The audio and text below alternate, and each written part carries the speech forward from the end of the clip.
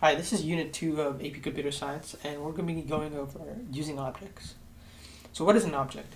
An object is an instance of a class, and it has its own attributes and methods to modify those attributes.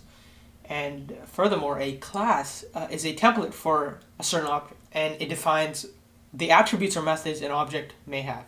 So you can think of a class as maybe a class for a generic person, but then an object could be basically use this template for a person class, and specify the name, the age, the birthday, favorite color, stuff like that. Those would be attributes. And then methods to modify those attributes might be, hey, whenever this person's birthday arrives, use a method to increment the age attribute of the person.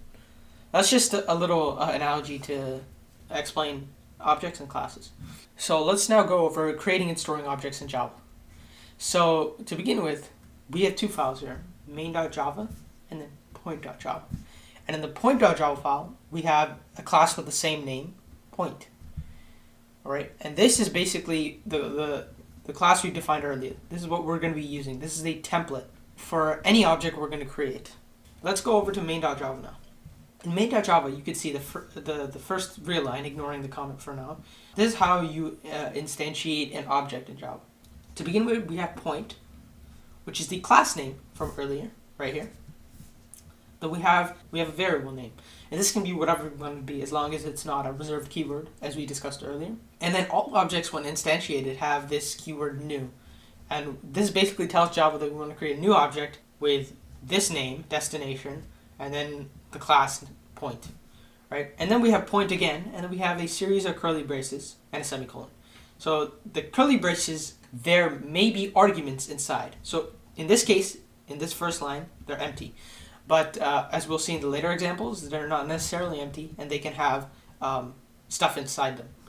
So right here, the first one, since this declaration does not have any arguments in it, we can say that we can use the word no argument. And then we see the word constructor here. And these two things are called constructors.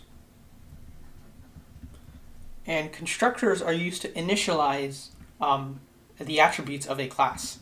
And we can have various constructors depending on the constructor signature. So we can have, as you can see, the constructor signature in these two constructors is different. So because we may get a different series of inputs for the class. And the act of having two or more constructors called overloading, because we're allowed to have the same sort of constructor yet with different arguments being passed into it. Okay, now let's head back to the main.java file where we're using these constructors. So if we head over here, we can see that we're creating a new object called destination, which is an instance of the class point. Right? It's a point object called destination. Well, you can see that there's no arguments being passed in, but we don't really, if you head over to the point.java file again, we don't really have a constructor for no arguments. So is this a valid line of code? Well, the answer is yes, this is valid, because Java can handle, on its own, a no argument constructor. If you do not create a constructor without any arguments, so for example, if you weren't going to create this, Java creates one for you and handles any sort of objects created with a no argument constructor for you. So you don't have to worry about it. But what if, let's say, I do want to pass in a couple of attributes as arguments for an object. So if we head down to these two lines, we can see that I'm actually passing in a couple of integers as objects. So as you can see, this is an object of the point class, and it's called current location. And you can see that we're passing in two variables, and these are both of type int, right? We could call these both integers. So do we even have a constructor for this kind of value being passed in? We have an integer, some integer, question mark, and then we have another integer. Do we have any sort of constructor for this set of values? Well, yes, we do. It's right here.